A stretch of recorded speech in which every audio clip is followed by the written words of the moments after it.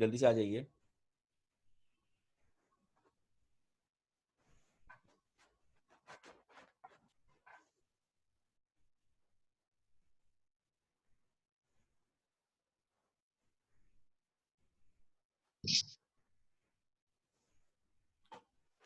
अच्छा जी, इसके बाद हम स्टार्ट करने जा रहे हैं सीरीज डीसी जनरेटर। हेडिंग दीजिए सीरीज डीसी जनरेटर।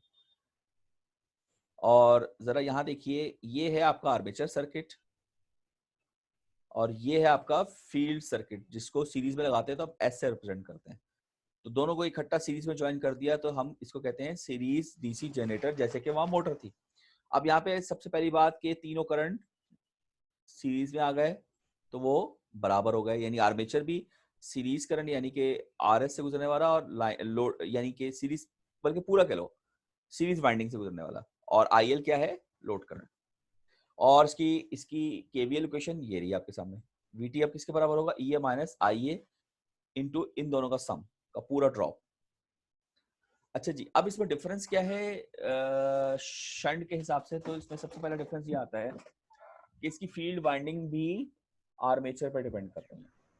तो अब आप जरा गौर करें कि आर्मेचर करंट तो बहुत ज्यादा होता है, फील्ड करंट तो हमेशा कम होता था क्योंकि वो अलग से लगा होता है। आपने देखा था 4 एम्पियर 5 एम्पियर फील्ड करंट और 70 एम्पियर 100 एम्पियर, लास्ट न्यूमेरिकल याद करें, तकरीबन 5 एम्पियर के करीब फील्ड करंट था और 360 एम्पियर का लोड था। तो 360 एम्पियर, तो याद है ना आपको लास्ट क्लास का जो न्यूमेरिकल था? तो इसका मतलब ये हुआ कि हमारे पास आर्मेचर करंट काफी ज्यादा होता है। मसला ये हुआ है कि वही आर्मेचर करंट अब गुजर रहा है एज अ फील्ड करंट। वो यही कह रहा है कि यहाँ पर हमें बहुत थोड़े से नंबर ऑफ टर्न्स लगाने की जरूरत है फील्ड के लिए, क्योंकि एमएमएफ का फॉर्मूला होता है एन आई। तो अगर ऑलरेडी आई आपके पास बहुत ज्यादा है तो रिक्वायर्ड एमएमएफ के लिए थोड़ा से एन से भी काम चल जाएगा। तो हम यहाँ पर थोड़ा से टर्न्स इस्तेमाल करेंगे, मगर वायर बहुत मोटा इस्तेमाल करेंगे, उसकी थिकनेस बहुत ज्यादा होगी, ये मच थिकर। क्यों? क्योंकि करंट बहुत हैवी गुजर रहा है, तो जाहिर है उसको सस्टेन करने के लिए हमें काफी ज्यादा मोटा तार इस्तेमाल करना पड़ेगा, जिसकी जाहिर है रेजिस्टेंस कम हो जाएगी। ये अच्छी बात है, क्योंकि रेजिस्टेंस हमेशा क्रॉस सेक्शन एरिया के इनवर्स होती है, ये आप जानते हैं। जितना मोटा तार इस्तेमाल करेंगे उतनी उसकी रेजिस्टेंस कम होगी। तो रेजिस्टेंस कम हो जाएगी और हमारे पास नंबर ऑफ टर्न्स कम होंगे, क्योंकि यहाँ पर करंट बहुत ज्यादा होगा। मगर जब हम इसको स्टार्ट करेंगे एट स्टार्टिंग टाइम, तो क्या होगा? आप कहेंगे सर स्टार्टिंग टाइम तो जाहिर है अभी अगर लोड नहीं लगा हुआ तो यहाँ पर कोई करंट नहीं है। जब कोई करंट नहीं है तो ये जीरो, तो सिर्फ ई बच जाएगा। और ई के फाई ओमेगा के बराबर होता है। तो ये तो वही मसला आ रहा है कि भाई यहाँ पर करंट आएगा तो फाई आएगा। जब करंट नहीं है, लोड ही नहीं है, तो नो लोड के ऊपर यहाँ पर क्या होगा? नो लोड है, करंट जीरो है। करंट जीरो है तो आप कहेंगे सर एमएमएफ जीरो है, और एमएमएफ जीरो है तो फ्लक्स जीरो है, तो फिर ई भी नहीं होगा। तो यहाँ पर भी ये किस पे डिपेंड करेगा? रेसिडुअल फ्लक्स पर। देखिए नेक्स्ट स्लाइड में हम जा रहे हैं, रेसिडुअल फ्लक्स पे ये चीज डिपेंड कर रही होगी। देखिए टर्मिनल कैरेक्टरिस्टिक्स, वो ये बता रहा है कि टर्मिनल कैरेक्टरिस्टिक में स्टार्टिंग में क्या चीज होगी? वीटी होगा, मगर बहुत थोड़ा, 1 वोल्ट 2 वोल्ट, वो इसी तरीके से, क्योंकि रेसिडुअल फ्लक्स पर डिपेंड कर रहा है। लाइक दिस, ये देखें, at no load however there is no field current, so Vt is reduced to a small level given by the residual flux in the machine। Residual flux की वजह से होगा, और अगर वो भी नहीं हुआ इसको भी वही करना पड़ेगा, फ्लैशिंग द फील्ड। ओके, उसके बाद कहता है एज द लोड इंक्रीजेस। अब जैसे आप लोड लगाएंगे, लोड का मतलब कोई रेजिस्टर लगा दिया, कोई चीज लगा दी, तो वीटी ने उस पर करंट स्टार्ट कर दिया। अब जैसे ही करंट स्टार्ट होगा क्या होगा जरा देखते हैं यहाँ पर। जैसे आपने यहाँ लोड लगाया, कोई करंट आ गया। जब करंट आएगा तो यहाँ पर एमएमएफ आएगी और वो फ्लक्स लेकर आएगी। फ्लक्स क्या करेगा? इस ईए को बढ़ा देगा। मैं यहाँ बना लेता हूँ, ये ईए को बढ़ाना शुरू करेगा। मगर आप ये भी तो देखें कि लोड लगने से जब फ्लक्स आ रहा है और ये बढ़ रहा है, तो मगर करंट आने के से ये ड्रॉप भी तो बढ़ना शुरू हो जाएगा। ये क्योंकि भाई पहले तो ड्रॉप जीरो था ना, क्योंकि यहाँ पर करंट था ही नहीं, और ये करंट नहीं था, ये तो एक ही करंट है, तो पूरा करंट ही नहीं था, तो ड्रॉप भी जीरो था, फ्लक्स भी जीरो था। तो वो रेसिडुअल की वजह से बीटी एग्जिस्ट कर रहा था। मगर अगर लोड लगाएंगे तो करंट आएगा, तो इसके लिए भी आएगा, तो इसके लिए भी आएगा, तो ये भी बढ़ेगा, ये भी बढ़ेगा। तो आपसे पूछूंगा फिर बीटी पे क्या होगा? आप कहेंगे सर नेट इफेक्ट तो जीरो। लेकिन ये वही वाला मसला है कि नेट इफेक्ट तो जीरो जब होगा जब दोनों इफेक्ट बिल्कुल इक्वल हो, मगर ऐसा नहीं होता। आप जानते हैं कि मैग्नेटाइजेशन कर्व अगर आप बनाएं तो स्टार्टिंग में मैग्नेटाइजेशन बहुत तेजी से होती है और बाद में सैचुरेट होना शुरू हो जाती है।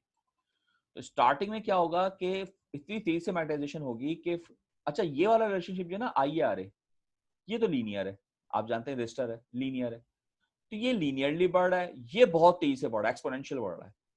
तो जब ये एक्सपोनेंशियल बढ़ेगा तो जाहिर है ईए भी एक्सपोनेंशियल बढ़ेगा, तो इसका ना स्टार्टिंग में ईए का इफेक्ट डोमिनेट करेगा और वीटी को वो बड़ी तेजी से बढ़ा देगा। मगर जैसे जैसे फ्लक्स बढ़ता जाएगा थोड़ी देर के बाद ये सैचुरेट होना शुरू हो जाएगा। ये जब ये सैचुरेट होने लगेगा तो इसका जो प्रीडोमिनेंसी है वो कम होने लगेगी, और ये इफेक्ट तो लीनियरली आगे बढ़ा, ये तो हमेशा लीनियर ही रहेगा, IRA ड्रॉप सिंपल बढ़ता चला जाएगा बस। तो ये प्रीडोमिनेंसी की कम होने लगेगी तो वीटी का बढ़ना भी कम होगा, वो भी सैचुरेट होना शुरू हो जाएगा वीटी। और थोड़ी देर के बाद जब इसका फ्लक्स जो है वो सैचुरेट करके कांस्टेंट हो जाएगा, यानी अब मजीद नहीं बढ़ रहा, तो फ्लक्स कांस्टेंट होने का मतलब है ईए भी कांस्टेंट हो जाएगा, तो ये बढ़ना कम खत्म हो जाएगा। जैसे ही ईए कांस्टेंट होगा, मगर ये ड्रॉप तो मैंने कहा ना लीनियर है, ये हमेशा ही बढ़ता चला जाएगा, तो इसका मतलब ये कि अब वीटी का बढ़ना खत्म होकर गिरना स्टार्ट हो जाएगा, क्योंकि ईए कांस्टेंट हो चुका है और माइनस वाली टर्म वो मुस्तकिल बढ़ती चली जा रही है। तो इस तरह की कुछ इसकी टर्मिनल कैरेक्टरिस्टिक्स होंगी, आइए देखते हैं। ये मैंने डायग्राम में दिखाई है आपको, यही लिखा है यहाँ पर, इसको जरा यहाँ देख लेते हैं। ये है ईए वीटी वर्सेस लोड करंट या सीरीज करंट या आर्मेचर करंट, तीनों बराबर है। तो स्टार्टिंग में आपने क्या देखा कि जैसे ही जैसे मैंने बताया था ये ईए का कर्व भी दिखाया हुआ है कि फ्लक्स तेजी से बढ़ेगा तो ये भी बढ़ेगा, तो वीटी को भी बढ़ा रहा है, लेकिन वीटी उतना नहीं बढ़ा जितना ईए बढ़ा है, क्योंकि IRA का ड्रॉप भी है। तो ईए बढ़ा बड़ा बड़ा बड़ी तेजी से और फिर सैचुरेट हो गया फ्लक्स की वजह से, और अब कांस्टेंट हो, यहाँ पे कांस्टेंट हो जाएगा। और वीटी आपका कैसा है, स्टार्टिंग में बढ़ा, पहले तो दोनों बराबर थे, मगर जैसे ये ड्रॉप बढ़ेगा ये थोड़ा से कम होने लगेगा, देखिए डिफरेंस बढ़ता जा रहा है ड्रॉप की वजह से। बढ़ते बढ़ते जब ये सैचुरेट होने लगेगा तो ये भी सैचुरेट होगा, और जब ये कांस्टेंट हो जाएगा तो अब सिर्फ ड्रॉप रह गया, तो ये नीचे गिरना शुरू हो जाएगी। तो ये इस तरह की इसकी कुछ कैरेक्टरिस्टिक हमें अचीव होती है। तो वो ये कह रहा है this type of characteristic is shown in the figure, ठीक है।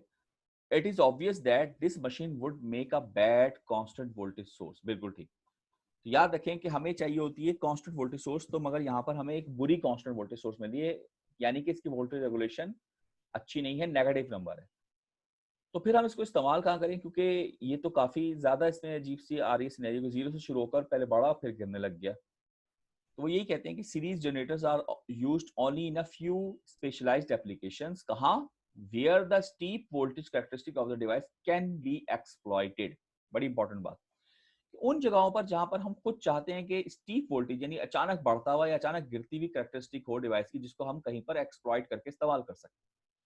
तो हम होता है ना कहीं पर जैसे इसकी मिसाल दे रहा हूँ, ऐसी एक मिसाल ज़हन में आ रही है कि जैसे बल्ब जलाते थे आप, पुराना 100 वाट का बल्ब, 100 वाट का बल्ब जलाते थे, उसकी जितनी रोशनी होती है 12 वाट की LED तकरीबन उतनी ही रोशनी देती है। तो अब कहाँ 12 वाट की बिजली खर्च और कहाँ 100 वाट, तो वो तो बिल्कुल बेकार था। उसकी वजह क्या थी, क्योंकि वो बहुत ज्यादा हीट पैदा करता है। उससे दो नुकसान होते हैं, एक तो बिजली का ज़या, एनर्जी लॉस, दूसरा जहां पर भी आप जलाएंगे वो जगह गर्म हो जाएगी, तो गर्मियों में तो वैसी अजाब बन जाएगी हमारे लिए, ठीक है ना। तो अब जाहिर है आप उसको एज अ हीटर तो इस्तेमाल कर नहीं रहे, आप तो उसको एज अ लाइट इस्तेमाल कर रहे हैं, तो वो हमारी बाय प्रोडक्ट जाया होती है। तो कहीं पर हम इसको एक्सप्लॉइट कर सकते हैं, जैसे मैंने अक्सर मिसाल देता हूँ कि ये बेकरी वाले उस चीज को एक्सप्लॉइट करते हैं कि वो बल्ब लगाते हैं अपने बेकरी आइटम्स के शेल्फ में। तो उससे क्या फायदा होता है, एक तो रोशन हो जाती है वो जगह, दूसरा उसकी वो लॉस जो गलत चीज थी उसको वहां एक्सप्लॉइट किया जा रहा है कि उन चीजों को गर्म रखने के लिए, तो उसकी हीट को एज अ हीटर इस्तेमाल कर रहे हैं। तो इस तरह से बहुत सारी जगह होती हैं जहां पर हम किसी भी चीज की कोई भी चीज को इस्तेमाल कर सकते हैं। तो जैसे उन्होंने यहाँ पर एक एप्लीकेशन की एग्जाम्पल भी दी है, one such application is arc welding. अब ये आर्क तो आप जानते हैं, आपने पढ़ा था आर्मेचर रिएक्शन में आर्क क्या होती है, आर्किंग स्पार्किंग, कि किसी भी हैवी करंट के पाथ को अगर इंटरप्ट किया जाए तो वहां की एयर वोल्टेज अगर पावरफुल हो तो आयोनाइज कर देता है और करंट वहां से गुजर जाता है, तो उस गुजरने वाले करंट को आर्क कहते हैं। और वो बहुत ज्यादा हीटिंग एलिमेंट होती है, बहुत ज्यादा हीटिंग स्पेस होती है वो।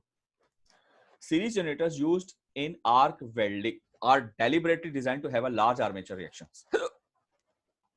यानी कि हम सीरीज जनरेटर्स को इस्तेमाल करेंगे लाइक दिस, ये, और आर्मेचर रिएक्शन को डेलिबरेटली डालेंगे, तो उससे क्या होगा कि बहुत तेजी से स्टीप बढ़ा और बहुत तेजी से स्टीप गिर गया वोल्टेज। तो ये इस तरह की कुछ कैरेक्टरिस्टिक हमारे पास हासिल हो रही है। So notice that when welding electrodes make contact with each other before welding commences, a very large current flows. तो सबसे पहले जब वेल्डिंग इलेक्ट्रोड मिले हुए होते हैं तो बहुत हैवी करंट फ्लो करता है। और फिर हमने उसको इंटरप्ट कैसे किया, as the operator separates the welding electrodes, अचानक उनको अलग कर दे तो पाथ इंटरप्ट हो जाएगा, and there is a very steep rise in the generator's voltage while the current remains high. तो करंट बहुत हाई था और वोल्टेज, जनरेटर का जो वोल्टेज था वो बहुत तेजी से बढ़ा, और ये बढ़ता हुआ वोल्टेज ही इस बात को कंफर्म करेगा कि इलेक्ट्रोड्स के बीच में जो एयर है वो आयनाइज हो और वहां पर वेल्डिंग आर मेंटेन रहे। इस तरह की एप्लीकेशंस इस्तेमाल की जाती हैं सीरीज जनरेटर को इस्तेमाल करते हुए। यहाँ पर हमारा सीरीज जनरेटर एंड होता है और उसकी कंट्रोलिंग भी वैसे ही है। बाकी इसके बाद है कंपाउंडेड, तो टाइम चुके खत्म हो गया तो इसको हम फिर नेक्स्ट क्लास में देख लेंगे। ये हमारा आखिरी टॉपिक होगा कंपाउंडेड। इसके बाद तकरीबन हमारा कोर्स एंड हो जाएगा। ठीक है जी, यहाँ तक कोई सवाल है तो पूछ लीजिए जी। Any question? जब तक मैं अटेंडेंस कॉल कर लेता हूँ, कोई क्वेश्चन है तो आप बता दीजिए। हुजैफा, हुजैफा, तकी, तकी नहीं है, तकी और रहमान एब्सेंट। Present sir. तो बोलो ना फिर, सो रहे हो क्या? अहमद रजा, सर वो माइक से ही चल रही। अहमद रजा, सजल, सजल जो नहीं बोल रहा फिर वो एब्सेंट ही मैं उसको लगा रहा हूँ यहाँ पर। Nabiha, Nabiha, Junaid Habib, present sir. Sibghat, Usama Sharif, Usama Sharif, Amal, present sir. Areeb, Ehsan Mirza, Shahood, present sir. Hasan,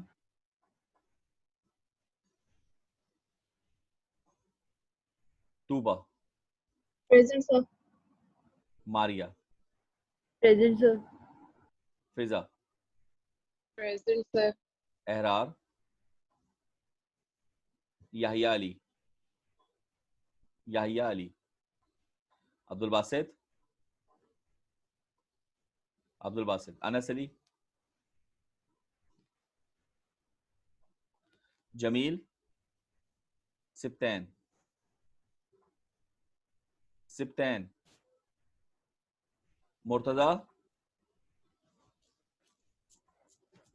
Murtaza, Warisha, present sir. Raqim, Hammad, present sir. Shahryar,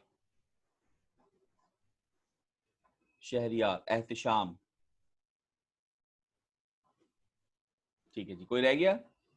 सब हो गए? ठीक है। अच्छा जी, यहाँ तो कोई सवाल किसी का? बताइए, कोई क्वेश्चन नहीं है? चलिए ठीक है। अब ये कि मैंने जैसे आप अनाउंस किया था कि भाई असाइनमेंट की आज लास्ट डेट है, तो जो बच्चे रह गए हैं असाइनमेंट 3 के लिए, 3 है शायद, आई थिंक नंबर देख लीजिएगा, तो वो सबमिट करवा दें वरना फिर लेट मार्क्स कट जाएंगे। और जो आखिरी असाइनमेंट यानी आखिरी से जो दिए हुए असाइनमेंट में से आखिरी है, वो न्यूमेरिकल बेस जो था वो ईद के बाद आई थिंक मैंने शायद डेट दी हुई है, उसको वो सबमिट करवाएंगे आप लोग। ठीक है, तो नेक्स्ट क्लास अब हमारी कब होगी? तो कल तो वैसे ऑफिशियल ईमेल नहीं आई फास्ट की अभी तक, न्यूज़ के मुताबिक तो कल ऑफ है, हमारा छुट्टी है। और फास्ट की ईमेल अभी तक आई नहीं है, मेरे ख्याल से आ जाएगी। और फिर इंशाल्लाह ईद के बाद 27 तक छुट्टियां हैं, तो 28 को हमारी क्लास होगी, थर्सडे को। ठीक है भाई, कोई सवाल किसी का, कोई प्रॉब्लम, कुछ पूछना हो तो? जी अरीब। कुछ नहीं सर। अच्छा, पेपर्स वगैरह का आपको आइडिया हो गया, पता चल गया? नहीं सर। देखो, पेपर्स होने का जो अभी इम्कान है, अभी फाइनल मतलब पॉलिसी नहीं आई है हमारे पास, वो आएगी और जाहिर है आपको भी ईमेल होगी, वो सबको सर्कुलेट होगी और वो within this week I think हो जाएगी। नहीं हुई तो फिर तो ईद के बाद ही टल जाएगा काम। वैसे आज अगर आखिरी दिन हो तो फिर शायद मुश्किल ही हो, अगर हो गई तो हो गई, नहीं तो फिर ये शायद ईद के बाद ही जाए। देखिए बार ईमेल होगी आप सबको, तो उसमें अंदाजा यही है कि तकरीबन 3 वीक आपको मिलेंगे, जिसे अनाउंस पहले भी किया गया था जून के, जहां तक हमने सुना है कि 3 वीक मिलेंगे आप लोगों को, यानी कि जिसके अंदर कोर्सेज जो रह गए हैं वो बाइंड अप होंगे और थोड़ी बहुत रिवीजन हो जाएगी और प्रॉब्लम देख लिए जाएंगे कि भाई बच्चों को जो प्रॉब्लम्स हैं, क्योंकि ज़्यादा ऑनलाइन हुआ तो कुछ ना कुछ प्रॉब्लम्स तो होंगे, और उसके बाद फिर इंशाल्लाह पेपर्स होंगे। ठीक है।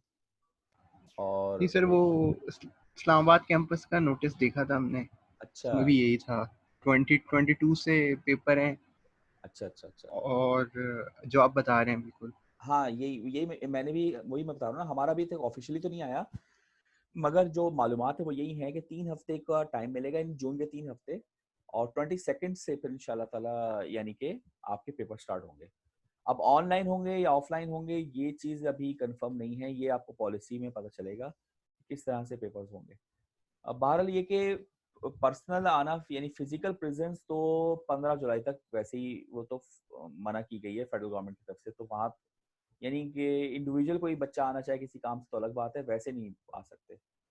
तो देखते हैं अभी कि पॉलिसी हमारे पास क्या आती है। तो खैर आप अपनी तैयारी रखिएगा, ईद के बाद स्टडीज जो है ना वो सही से कर लीजिएगा, क्योंकि बहुत सारे बच्चों ने इसको फॉर ग्रांटेड लिया होगा। बहुत सारों ने आपको शुरू से समझा रहे होंगे कि भाई फॉर ग्रांटेड तो ठीक है, वो हम भी ले रहे होंगे आप भी ले रहे हैं, मगर जो चीज़ चल रही है उसको भी साथ साथ अवेल करते रहो।